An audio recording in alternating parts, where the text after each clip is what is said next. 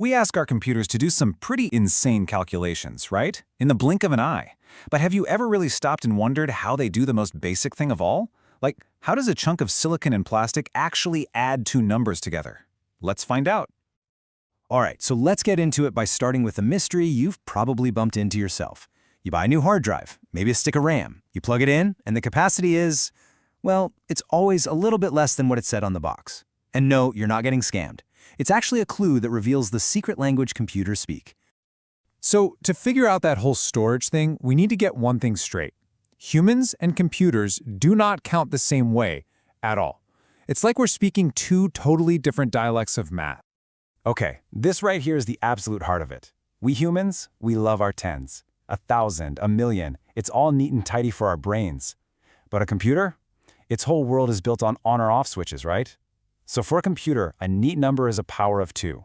That means its kilo isn't 1,000, it's 1024, which is just 2 to the power of 10.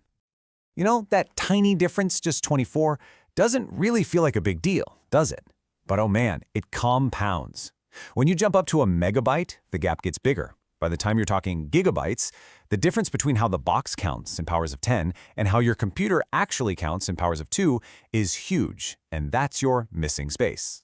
So think about it like this. All the information on your computer is built from these really simple Lego bricks. The tiniest, most fundamental piece is the bit. That's just a single 0 or a 1. It's like the atom of the digital world. You grab 4 of those, you've got a nibble. You grab 8 and you get a byte. And a byte is kind of the standard word a computer uses to represent something like a letter or a number. This table, it's basically our Rosetta Stone for translating between our world and the computer's world. Getting a feel for these numbers is really the key to understanding how a computer's brain is wired, deep down. All right, so the big takeaway so far is that computers think in 2s, not 10s, and that has real-world consequences, like with your hard drive space. Now that we kind of get the language, binary, let's learn its grammar. Let's figure out how we actually do math with it. This is where we teach that rock how to think. You know, the easiest way to wrap your head around this is to think about the odometer in a car. When a number hits 9 and you go one more, what happens? It flips back to 0, and you carry the 1 over to the next column, right? Well, binary is the exact same thing. The only difference is the ceiling is way, way lower. The highest number is 1. So when you add 1 and 1, it hits its ceiling, rolls over to 0, and you carry the 1. Get this. These 5 little rules are all a computer needs to do addition. That's it. The first 3, super obvious. 0 plus 0 is 0. 0 plus 1 is 1. Rule 4, that's our odometer rolling over. And rule 5, well, that's what happens when you've already got a carry from the column next door. You're basically adding 3 things at once, your 2 numbers plus the one you carried over. Okay, let's put this into practice. Let's add 11 and 9 in binary. Just follow along with me here, column by column. Starting all the way on the right, 1 plus 1. Okay, that's 10 in binary, so we write down the 0 and carry the 1.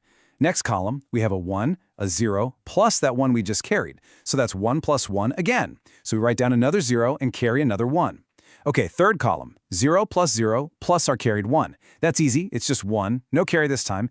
And the last column, 1 plus 1. You know the drill, write a 0, carry the 1. And boom, our result is 10, 100, which, if you translate it back, is 20. It works perfectly. So we've got the rules, right? The actual grammar for computer math. But a rule on a piece of paper is totally useless inside a computer. So how in the world do you make a piece of silicon actually follow these rules? How do you build a physical thing that just knows that 1 plus 1 is 0, carry the 1? The answer is actually beautiful in its simplicity. You don't try to build one giant, super complex brain. Nope.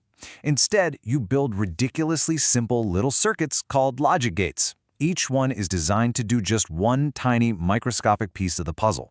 And then you just string them together. So we start with this little fella, the half adder. It's the most basic adding circuit you can make, and it's built for just one job, adding the very first column of our problem. It takes in 2 bits, spits out a sum and a carry, but here's why it's called half. It has no way to accept a carry in from a previous step. It can only start the job. Now, for every other column in the problem, we need something with a little more horsepower. We need the full adder. This guy is the real workhorse. And you can see it has a third input, which is the absolute game changer. It can take in 2 bits plus whatever carry was generated by the circuit right next to it. Then it gives you the right sum and creates its own carry to pass down the line. So yeah, it all comes down to that third input. The half adder can kick things off, but the full adder is what can keep the chain reaction going. That ability to listen to the circuit before it, to accept a carry in, that's what makes it possible to add numbers that are bigger than just one bit. All right, so we have our building blocks. The main thing to remember is we've got a simple tool to start the problem and a more powerful tool to continue it. So for our final section, let's see how we chain these things together to tackle much bigger problems. This is where the real magic happens. What we end up building is something called a ripple carry adder. And the name is perfect because it's exactly what it sounds like. We literally build a chain of these adders, and the result from one circuit creates a ripple of information that flows down the line to the next one. Seriously, it's just like a line of dominoes, where one falling piece automatically triggers the next. Check out how elegant this is. To add two 4-bit numbers, you start with just one half adder for that first column on the right. Then you physically wire its carry-out pin to the carry-in pin of the next circuit, which has to be a full adder, and you just repeat that process for every column. The crazy thing is, the final answer isn't ready instantly. It's only correct after that very first carry bit has had enough time to ripple all the way down the entire chain.